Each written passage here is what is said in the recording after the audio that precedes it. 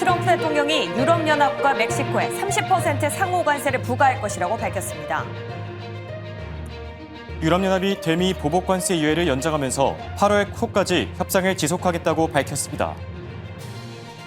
미국 백악관은 무역 협상이 실패할 경우 8월 1일부터 실제로 관세를 부과할 것이라고 경고했습니다. CME 페드워치에서 9월 FOMC 금리 인하 확률이 70%에서 60%로 떨어진 상태입니다. 미국 10년물 국채 금리가 4.4%까지 다시 돌파하면서 인플레이션 우려가 커지고 있습니다. 아마존 프라임데이 온라인 매출이 33조 원을 돌파하면서 전년 대비 30% 급증했습니다.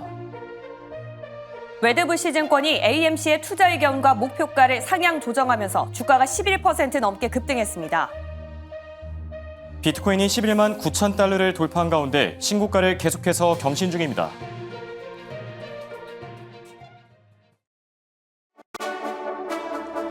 안녕하십니까. 굿모닝 오늘의 증시 박지영입니다. 안녕하십니까. 홍성진입니다. 지난주 마지막 거래인 뉴욕 증시는 트럼프 대통령의 관세 압력에 또다시 압박을 받았습니다. 캐나다와 브라질에 이어서 유럽연합의 멕시코까지 특히 우방국들을 향한 관세가 다시금 상향 조정되면서 눈길을 끌었는데요. 네, 상황이 이렇다 보니까 인플레이션을 둘러싼 경고음도 끊이질 않고 있습니다. 국채 금리가 일제히 튀었고요. 증시도 계속해서 하방 압력을 받는 상태입니다. 특히 이번 주는 그러한 인플레이션을 확인할 수 있는 CPI 지표 발표와 함께 또 실적까지 대부분 발표가 될 걸로 알려지면서 주간 변동성은 커질 거란 분석이 나오고 있습니다. 네, 이런 상황에서 중요한 거는 결국 투자 전략이 되겠죠. 저희와 함께 이번 주 투자 전략 같이 고민해 보시죠.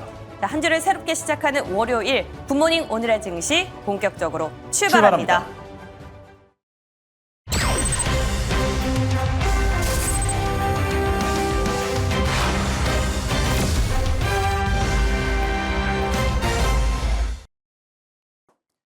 지난주 미국 증시는 트럼프 행정부의 관세 소식을 주시하면서 일제히 하락했는데요.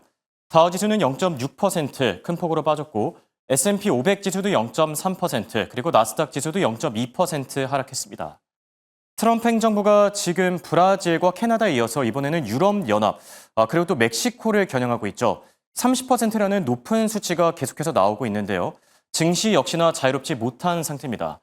그래도 그나마 다행인 거는 비트코인 시장이 계속해서 연일 고공행진하고 있다는 점인데요. 이번에는 주말 사이 11만 9천 달러를 돌파하면서 다시 한번 사상 최고치를 경신한 상태입니다. 자, 그럼 핀비즈 맵을 통해서 11개 섹터의 흐름도 같이 확인해 볼까요? 자, 다음 장 통해서 보시면 11개 섹터 가운데 가장 많이 올라줬던 건 에너지 그리고 임의 소비재 쪽이고요. 반면 부진했던 건 금융 섹터 쪽입니다. 자, 테슬라 지금 이틀 연속 반등에 성공하고 있죠. 310달러마저 회복한 상태고요. 또 AMC 역시나 웨드부시 쪽에서 좋은 투자 의견을 내놨는데요. 목표가랑 투자 의견을 상향 조정하면서 장중한 때 12%까지 급등하기도 했습니다. 반면 소프트웨어주들의 투자 심리는 대체로 부진했는데요. 소프트웨어 이쪽에서 특히나 세일즈포스랑 서비스나우가 각각 2% 그리고 3% 넘게 빠진 모습 확인할 수 있습니다. 한편 채권과 외환 시장도 트럼프 행정부의 관세 소식을 주시하면서 높은 변동성을 나타냈는데요. 특히 장기 국채 금리, 지금 인플레이션이 반등할 것이란 이 불안감을 일제히 상방 압력을 받은 상태죠. 10년물 국채 금리는 4.4%마저 재돌파한 상태고요. 또 30년물 국채 금리는 현재 5%에 근접 중입니다. 또 한편 달러 인덱스 외환 시장도 동반 상승 압력을 받았는데요. 97 중반을 넘어서서 후반에 지금 진입하고 있는 상태고요. 또 여괴 시장에서 원달러 환율 현재 1,379원대에서 거래 중입니다. 자, 그럼 이번 주 예정된 증시 일정들도 같이 확인해 볼까요? 지난주와는 다르게 이번 주에는 굵직한 경제 지표들이 많이 예정돼 있는데요. 우선 월요일에는 G20 재무장관 회의가 예정돼 있고요. 자, 화요일부터 중요해집니다. 6월 소비자 물가지수 CPI가 공개되는데 최근 들어 인플레이션을 둘러싼 이 불안감, 경고음이 끊이질 않고 있죠. 6월 CPI의 수치가 평소보다 더 중요해지지 않을까 생각이 들고요. 자, 그리고 이번 주에는 은행주들이 본격적으로 실적을 내놓는데요. 블랙록과 JP 모건, 여기 또 웰스파고가 같은 날 실적을 내놓고 수요일에는 생산자 물가지수 PPI가 공개되는데요. 이 PPI는 CPI의 선행 지표격에 해당되죠. 때문에 평소보다 무게감이 더 높아지지 않을까 생각이 들고 동시에 또 베이지북 연준의 경기 동향 보고서죠. 같이 발표됐는데 미국 경기의 전반적인 흐름을 확인할 수 있는 만큼 이날 수요일도 역시나 중요하겠고요. 한편 목요일에는 소매 판매 지표와 함께 수출입 물가 지수가 공개됩니다. 자, 소매 판매 지표를 통해서는 최근 관세 충격에 따른 이 침체 정도를 파악할 수 있겠고 또 관세가 계속해서 도마 위에 오르고 있는 만큼 수출입 물가 지수 역시나 중요하겠고요. 동시에 넷플릭스가 이날 실적을 발표하는데요. 빅테크 기업 가운데 처음으로 실적을 내놓습니다. 넷플릭스의 실적이 잘 나와줘야지 M7 기업들의 실적도 좀 기대해 볼 수 있지 않을까 생각이 들고요. 끝으로 금요일에는 미시간대 소비자 심리 지수와 함께 아메리칸 익스프레스 그리고 찰스 슈왑의 실적까지 나옵니다. 전반적으로 정리를 해보자면 이번 주를 관통할 세 가지 핵심 키워드는 무역 협상, 그리고 은행주들의 2분기 실적, 여기에 또 CPI와 PPI 같은 물가 지표들이 되지 않을까 싶습니다. 자, 이렇게 이번 주 증시 일정까지 체크해봤고요. 더 자세한 기업 이슈들 김현수 아나운서와 확인해 보시죠. 네, 이제 저와 종목별 이슈들 체크해 보시죠. 먼저 7개 기업들 상황부터 점검하겠습니다. 지난 거래일 7개 기업 모두 혼조세를 보이면서 장세를 가져갑니다. 애플과 함께 메타가 파란불을 켜면서 약간의 약보합권을 보이고 있는 가운데 테슬라는 1% 넘게 상승해주고 있고요. 그 뒤를 따르고 있는 엔비디아, 시총 4조 달러를 돌파했다라는 뉴스가 나오고서부터 지금까지 계속된 상승세 보여주고 있습니다. 끝으로 아마존의 경우에는 모건 스탠리에서 클라우드 부분의 매출 비중이 주목된다라는 이유로 목표가 상향 리포트까지 나왔으니까요. 이 부분까지 체크해 보시기 바랍니다. 그럼 다음 장 통해서 테슬라의 주말 사이 뉴스들 체크해 보시죠. 주말 사이 나왔던 소식들 업데이트 하겠습니다. 인도에 관한 소식부터 로보택시의 정말 서비스 지역이 확대됐다라는 뉴스까지 나와서 함께 체크해 보겠습니다. 일단 이 외에도 일론 머스크 CEO가 스페이스 X 관련 XAI에 수십억 원 가량의 투자를 약속했다라는 뉴스까지 나왔다는 점도 추가로 체크하도록 할게요. 우선 인도 소식부터 체크하고 가시죠. 인도 시장을 우선 개방하기로 했다라는 게 한 문장으로 요약할 수 있는 키워드겠습니다. 인도로의 첫 출고 8월에 시작을 하기로 했고요. 일단 쇼룸 같은 경우에는 7월에 개장을 앞두고 있습니다. 모델 Y, RWV, 그러니까 후륜구동 중심의 SUV가 선보여질 예정이고요. 다음 주부터 온라인 판매가 시작된다라고 합니다. 인도 지역의 구매자들은 다음 주부터 온라인으로 주문을 넣을 수 있다 이런 의미인데요. 일단 관세 우려 계속 다시 커지고 있죠. 그만큼 관세가 부과된다면 미국에서 파는 것보다는 4천만 원 넘게 비싸질 예정이라고 합니다. 일단 인도라고 생각해보면 전기차 관련 세계 3위 시장을 달리고 있죠. 그만큼 인도가 갖고 있는 결심도 중요할 텐데요. 인도는 2030년까지 신차의 30% 판매를 전기차로 전환하겠다라는 목표를 가지고 있다라는 점도 체크하겠습니다. 이런 뉴스와 함께 테슬라는 인도 계정도 새로 따로 생겼다고 하네요. 추가로는 로보택시 이전에도 계속 이야기가 나왔던 부분이죠. 일론 머스크 CEO가 우리는 텍사스 말고도 다른 지역으로도 좀 확대를 하겠다 이런 이야기를 내놨는데 주말 사이에 그게 다시 한번 확인이 됐습니다. 카일에서 테스트를 하고 있는 모습이 주행 중에 포착되었다라는 부분까지 사진으로 업데이트하고 갈게요. 그럼 테슬라 이렇게 소식 확인해 봤다면 중국 소식도 놓칠 수가 없겠죠. 비아디 관련 소식도 체크하시죠. 중국은 꾸준히 테슬라를 위협하고 있습니다. 비아디 관련해서 첫 번째로는 자율주행 주차 사고를 전면적으로 보상하기로 했습니다. 이 비아디의 신의 눈 계속 좀 꾸준히 화제가 됐죠. 무상으로 탑재해주겠다라고 하면서 뉴스가 좀 굉장히 이슈가 됐었는데 이 신의 눈을 탑재한 차량이 사고가 날 시 비아디 측에서 보험사를 거치지 않고 직접적으로 보상을 해주겠다라는 소식이 나온 겁니다. 그럼 이 뉴스는 무엇을 뜻할까요? 만약 이게 허용이 된다면 자율주행 레벨 4급 정책이 고객이 아닌 제조사의 책임에 있다라고 인정을 하겠다라는 겁니다. 그러니까 사람에게 책임이 없는 자율주행 시대를 열 수 있다라는 의미로 해석이 될 테니까요. 이 부분은 이슈 계속해서 팔로우업 해보셔야겠고요. 두 번째로는 비아디가 수직 계열화에 나서면서 모든 부품이 메이드 인 차이나, 메이드 인 비아디화 되고 있다는 겁니다. 수직 계열화라고 하면 단순하게 한번 살펴보면 이 제조사가 배터리 같은 부품부터 전기차까지 모두 영위하는 사업을 뜻한다라고 이해를 하시면 좋을 것 같습니다. 대표적으로 비아디 같은 경우는 LFP 배터리, 그리고 통합형 8-in-1 전기 파워 트레인을 영위하고 있고 특히나 가장 최근 이슈가 됐던 건 5분만 충전해도 400km를 주행할 수 있다라는 슈퍼 E 플랫폼까지 충전 플랫폼까지 영위하고 있다는 점 체크하도록 하겠습니다. 일단 테슬라 같은 경우에는 주가의 하락을 불러오는 건 지금 현재는 이런 실적 부문이 아니라 일론 머스크 CEO의 정치적인 행보일 것이라서요. 다음으로 들려오는 이슈도 추가적으로 전해드리도록 할게요. 그럼 다음 장 통해서 아마존 점검해 보시죠. 아마존의 프라임데이 드디어 끝났습니다. 일단 앞서 들으셨던 것처럼 미국의 온라인 매출이 전년 대비 30% 뛰었다고 하네요. 일단 아마존 프라임데이 7월 8일부터 11일까지 진행이 됐는데요. 이 동안의 주가 등락률 한번 체크해 보시죠. 일단 앞서서 7월 8일, 7월 9일에는 한번 휘청였다라는 걸 체크하실 수가 있습니다. 그만큼 아마존 프라임데이 첫 번째 날에는 약간 주춤했는데요. 한번 타임라인 짚어보시죠.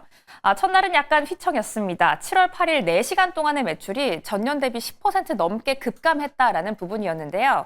이런 소식이 들려오면서 주가는 휘청였지만 그래도 월가에서는 앞으로 좀 남은 기간을 볼만하다라고 이야기를 하고 있었습니다. 그럼 이렇게 프라임데이가 끝난 현재 얼만큼의 시간이 늘었고 얼만큼의 매출이 증가했는지도 체크해 보시죠. 아마존은 이번 프라임데이에서 한 이틀 정도를 더 늘려서 진행을 했습니다. 기존의 이틀인 48시간에서 96시간으로 늘려서 진행을 했고요.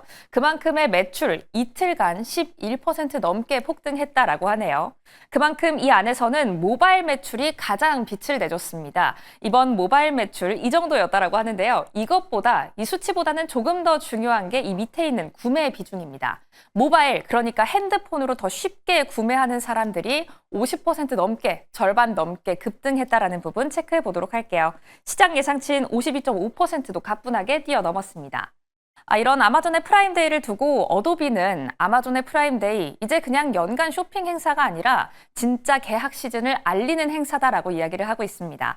아마존은 앞으로 얼마나 추가적인 상승 모멘텀을 보여줄지도 굿모닝 오늘의 증시와 함께 하시죠. 지금까지 특징주 시황 만나봤습니다. 자, 이번에는 미국 증시 투자 전략 세워보는 시간입니다. 이분과 함께 하시죠. 타이거인베스트 황윤석 대표 나와 계십니다. 안녕하십니까? 안녕하십니까? 자, 지난주 미국 증시 아쉽게도 일제히 하락 마감했는데요. 네. 관세 소식에 다시 한번 발목을 붙잡혔거든요. 우선 관세 소식부터 전해주시죠. 네, 그렇습니다. 이제 트럼프 관세가 이제 2라운드에 진입했다 이렇게 보여지는데요. 네. 그러니까 시장에서는 그동안 계속 타코에 대해서 배팅을 했었잖아요. 그렇죠. 예, 그런데 이번에는 만약에 또 아닐 수도 있다라는 우려감이 나올 예. 수 있는 게 사실은 그 캐나다와 멕시코 하면은 미국과 국경을 맞대고 있는 이웃 그렇죠. 나라들이잖아요. 예, 그렇죠. 그래서 우방 중에 진짜 진정한 우방이다 이렇게 얘기할 수 있는데 트럼프가 캐나다에 대해서 35% 관세를 부과했고요. 그다음에 멕시코와 EU에 대해서는 또 30% 관세를 부과하는 서한을 통보했습니다. 예. 그래서 지금 EU에서는 보복 관세 준비도 하고 있으면서 또 협상도 같이 병행하는 흐름을 보여주고 있고요. 캐나다와 멕시코도 역시 좀 더 지켜보겠다. 8월 1일까지 이제 시간이 있으니까요. 예. 예, 그래서 이런 것들도 지금 2라운드에서 조금 달라진 현상이다 이렇게 보여지고요. 그다음에 브라질에 대해서 또 50% 관세를 부과했잖아요. 그렇죠. 그래서 브라질은 이제 보복 관세를 준비하고 있다라고 했는데 트럼프가 한 발 좀 빼는 모습이에요. 그래서 향후 논의할 수도 있다. 브라질과 또 이렇게 얘기를 해서 굉장히 혼란이 가중되고 있다 이렇게 말씀드릴 수 있겠고요. 기존에 뭐 20% 상호관세 발표를 한 베트남 같은 경우는 좀 높은 것 같다 또 이렇게 생각을 그렇죠. 하는 거예요. 예. 그래서 10에서 15%가 적당한 것 같은데 우리 다시 재협상하겠다 네. 이렇게 나서니까 이게 뭐 타코인지 아닌 건지 네. 헷갈리는 거죠, 시장. 네네. 지금 시장에서는 이게 조금 달라질 수 있다. 그동안까지는 지금 우려감들이 나오고 있는 것 같습니다. 그리고 대다수 또 교역 대상국에 대해서 그동안 기본 관세는 보편적으로 다 10% 예. 부과를 했었잖아요. 근데 이것도 너무 낮은 것 같다. 이런 얘기가 나오면서 앞으로 15에서 20%까지 좀 늘려야 되겠다. 이런 얘기가 나와서 굉장히 많이 지금 혼란스러운데 만약에 이런 고율 관세가 이번 2라운드 쪽에서 부과가 된다 그러면 시장에 충격이 불가피할 것 같아요. 예. 특히 글로벌 공급망과 이제 수요 붕괴를 이어질 수 있고요. 그런 현상이 이제 국채금리 상승이라든지 그렇죠. 최근에 인플레 우려가 또 급증하는 걸로 나타나고 있는 것 같습니다. 그래서 이번 트럼프 관세 2라운드는 좀 더 지켜보고 신중하게 대응하실 필요가 있다라고 말씀드릴 수 있을 것 같습니다. 네. 실제로 밤사이에 나왔던 또 속보 내용인데요. 지금 백악관 쪽에서 그런 말을 했죠. 8월 1일이 이게 협상용 카드가 아니라 이번엔 진짜다. 네. 이번에 만약에 협상이 제대로 안 될 경우에 우린 8월 1일부터 정말 상호관세를 부과하겠다라고 밝혀서 글쎄요. 이번만큼은 좀 타코가 아닐 수도 있겠다. 그런 생각이 좀 들기도 하네요. 네, 좀 우려가 되는 부분입니다. 그래서 네. 지난 주말에 시장이 하락했던 요인이 그거라고 생각이 되고요. 그다음에 특히 그래서 시장에서 보면 빅테크 위주의 상승이 나왔고 그동안 상승을 주도해왔던 중소형주 러셀 네. 2000 관련주들은 좀 하락폭이 컸다 이렇게 말씀드릴 수 있을 것 같습니다. 네. 자, 그리고 이번 주부터 이제 본격적인 실적 시즌이 시작이 되는데 금융주들이 우선 실적 내놓지 않습니까? 네, 이제 7월 15일부터 이제 JP 모건, 뭐 블랙록, 웰스파고 같은 이제 금융 대표주들이 실적을 발표하는데요. 이제 팩트셋에 따르면은 이번 2분기 실적이 전년 대비해서는 한 4.8% 증가한 걸로 나타날 것이다 이렇게 전망을 했는데 예. 그게 2023년 4분기가 4.0%인데 그 이후에 가장 낮은 수준이다 또 이렇게 그렇죠. 얘기가 되고 있어요. 그래서 그렇다면 조금 우려스러운 게 아닌가라고 보고 있는데 또 최근에 뭐 5년 평균을 또 감안한다면 최종 실적 성장률 한 8.1%까지도 볼 수 있다 이렇게 나오니까 예. 아직은 좀 실적이 견조하게 나올 수 있다 하는 좀 안도감도 작용을 하고 있는 걸로 보여집니다. 그러나 이제 밸류에이션 부담은 어쩔 수 없죠. 그렇죠. PER이나 이런 것들이 계속 증가하고 있어서 밸류에이션 부담은 크기 때문에 이번 기업 실적 발표에 특히 투자자분들은 좀 잘 대응을 하셔야 될 것 같습니다. 네. 여기에 또 아마존 프라임데이와 관련해서 지금 매출이 뭐 잘 나왔다 이런 평가들이 있는데 이쪽은 어떻게 보고 계시죠? 네, 아마존 프라임데이가 이제 할인율이 예상보다 크지 않았고 또 네. 고객들이 가격 비교를 한 거예요. 그러니까 너무 힘들어지니까 가격 비교 사이트에서 조금이라도 싼 쪽으로 이제 그렇죠. 구매를 하려고 하는 건데요. 그런데도 불구하고 30% 이상 이제 증가했다라는 게 네. 매출이 긍정적으로 보여지고요. 그러나 이제 소비 행태가 바뀌고 있다는 거는 좀 아셔야 될 것 같습니다. 그래서 그리고 이제 그 유통업체들이 이 관세 부담을 소비자에다 전가를 시키느냐 아니면 기업이 부담하느냐에 그렇죠. 따른 문제가 남아 있는데 아마존 같은 대형 기업이 아닌 중소형 기업들은 사실 기업이 부담하기는 좀 어려운 것 같아요. 네. 그런 점에서 본다 그러면 역시 아마존이 유통 관련주들 중에서는 좀 돋보일 가능성이 있다 이렇게 보고 있습니다. 네, 아마존에 대한 투자 전략은 잠시 뒤에 조금 더 자세히 세워주실 거라고 생각하고요. 자, 그리고 지금 미국 증시 그리고 경제 쪽에서 금리 동결, 금리 인하도 아닌 금리 인상론이 다시 네. 부각되고 있다라고요. 이건 왜 그렇죠? 네, 그동안은 이제 금리 인하 얘기를 했었고 관세 효과는 크지 않다 이런 그렇죠. 얘기가 대다수였는데 지난 주말에 그 JP 모건 CEO인 제이미 다이먼 CEO가 그런 얘기를 했어요.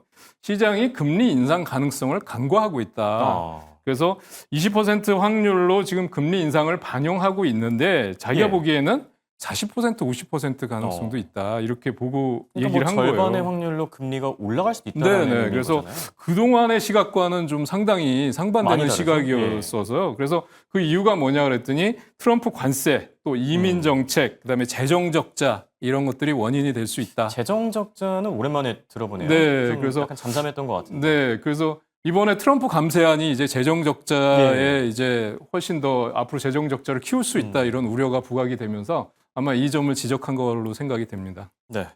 자, 끝으로 S&P 500과 관련된 전망들도 같이 짚어볼까 하는데 이렇게 뭐 금리 인상론과는 별개로 글로벌 IB들 자체는 증시를 굉장히 긍정적으로 평가하고 있지 않습니까? 네, 그렇습니다. 그래서 지금 현재 뭐 S&P 500이 6,200, 6,300 예, 그렇죠. 정도에 있잖아요. 근데 지금 골드만삭스는 6,900까지 보고 있고요. 연말까지요? 네, 연말까지요. 그다음에 뱅크 오브 아메리카는 6,300 정도고요. 그 밖에 그 정도였다 생각했는데 생추어리라는 데서 예. 7,000까지도 볼 수 있다 이렇게 얘기를 하고 있습니다. 생추어리는 조금 생소하네요. 네, 그래서 그 자산운용사인가요? 7,000까지 그렇습니다. 예. 예. 7,000까지 볼 수 있다 이렇게 얘기를 하고 있고요. 또 재미난 거는 뱅크 오브 아메리카의 마이클 하트넥 같은 경우는 예. 지금 이 좀 우려가 되는데 투자자들이 지금 타코 때문에 전혀 걱정을 하지 않는다. 그래서 자기가 보기에는 8월 달 잭슨홀 미팅을 기점으로 해서 시장이 조정 국면에 들어갈 거다. 이렇게 또 우려를 나타내고 있다고 할 수 있겠습니다. 네, 증시 상황은 이렇고 반면 비트코인은 연일 신고가를 경신하고 있는데 이쪽 상황도 잠시 짚어주시죠. 네, 비트코인은 지금 11만 9천 달러 사상 예. 최고가 경신하고 있는데 사실 코인에 직접 투자하시는 분들은 별로 재미를 못 봤을 것 같아요. 예, 그런데 간접 투자하시는 분들, ETF나 아니면 관련주들. 예, 관련주들, 코인베이스나 뭐 그동안에 로빈훗이나 예, 뭐 채굴 아니면 또 관련주들도 서클이라든지 있고요. 서클은 좀 많이 빠졌더라고요. 예, 그래서 그런 관련주들 채굴업체 포함해서요, 말씀해 주신 대로 그런 쪽은 상당히 좀 수익이 크다고 말씀드릴 수 있겠고요. 스테이블 코인이 또 부각이 되면서 비트코인이 신고가를 돌파했는데 이제 단기간에 급등할 경우에는 한번 차익 실현하고 조금 기다려보는 것도 괜찮고요. 예. 지금 들어가시는 거는 조금 기다렸다 들어가시는 게 좋을 것 같다는 생각입니다. 네. 자, 그리고 CPI가 이번 주에도 발표되는데 안 그래도 인플레이션을 둘러싼 경고음이 큰 상황에서 더욱더 중요하지 않겠습니까? 네, 그렇습니다. 이번 주에 CPI, PPI 결과가 나오고요. 네. 소매, 판매, 산업 생산 이래서 주요한 경제 지표들이 발표가 되는데 그거에 따라서 역시 특히 빅테크 관련주들은 좀 등락이 나타날 걸로 보여집니다. 그래서 시장 예상치와 또 어떻게 나오느냐가 중요한 변수가 되겠다. 이번 주에는 주요 경제 지표를 잘 체크해 보시라는 말씀 드리고 네. 싶습니다. 알겠습니다. 자, 앞서 저희가 아마존에 대한 얘기를 잠시 했었죠. 프라임데이 매출이 생각보다 잘 나왔었다. 관련 내용들도 짚어보면 좋을 것 같고 투자 전략은 또 어떻게 세워야 될까요? 네, 지금 뭐 아마존 프라임데이가 그동안과 비교해서 나흘 동안 한 게 이번이 예. 처음이었어요. 근데 원래는 뭐 이틀 네, 정도 하루 했었나요? 이틀 정도가 이제 근데 나흘까지 했었는데요. 238억 달러, 거의 240억 달러 정도에서 한 30% 정도 전년 대비 예. 증가했다는 거고, 이번 프라임데이에서 보면은 소비자들이 충동 구매에서 이제 계획 구매로 가고 있다. 가격 비교 사이트를 통해서 조금이라도 싼 쪽으로 넘어가고 있다라는 거고요. 예. 지금 할인율은 그러니까 적게 팔고 깊게 할인하는 전략이다. 그러니까 우리가 보통 생각하는 박리담회하고는 좀 반대되는 그렇네요. 개념이라고 할 수 예. 있을 것 같아요. 그래서 그런 거고 이제 단순한 할인 행사를 넘어서서 AI를 활용해서 이제 복합 이벤트를 했던 게 주요했던 게 아니냐라는 거고요. 그다음에 모건 스탠리 같은 경우는 지금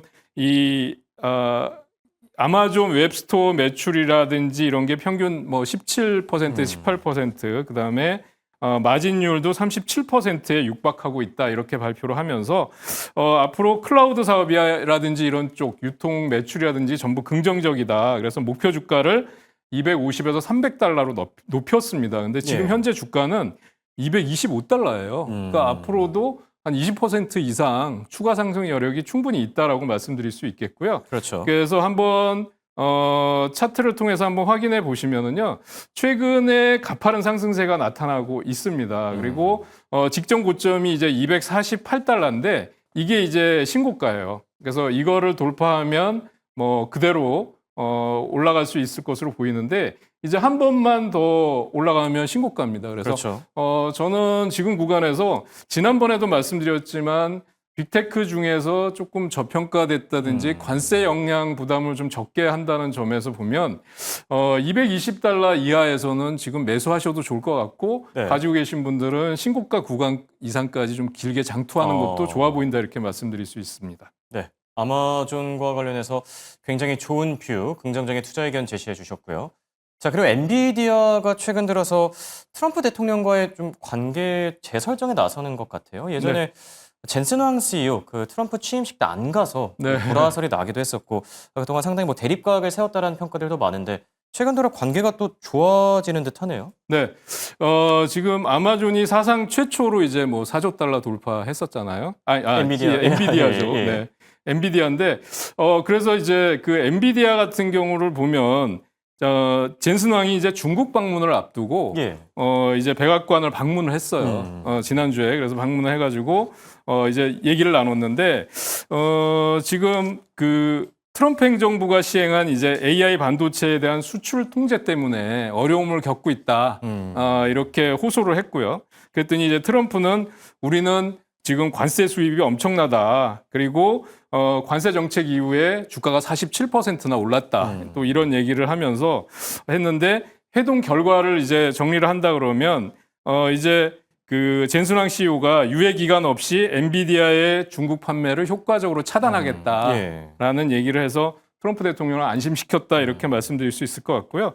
특히 옵션 만기 이후에 콜옵션 거래량이 22만 계약 돌파했다는 거 그런 것 때문에 단기적인 상승폭이 컸다고 말씀드릴 수 있을 것 같고요. 그래서 이 엔비디아 같은 경우는 사실 뭐 지금 신고가 다 돌파하고 천장을 뚫은 상태에서 목표 주가를 지금 예상한다는 게 사실 어려운 부분인데요. 그렇죠. 그러니까 한 가지 예. 제가 좀 예를 들어드리면 포춘지에서 이런 얘기를 했어요. 예. AI는 이제 시작이다. 엔비디아가 지금 시총 4조인데 10조 돌파는 시간 문제다. 10조요. 네, 그래서 예.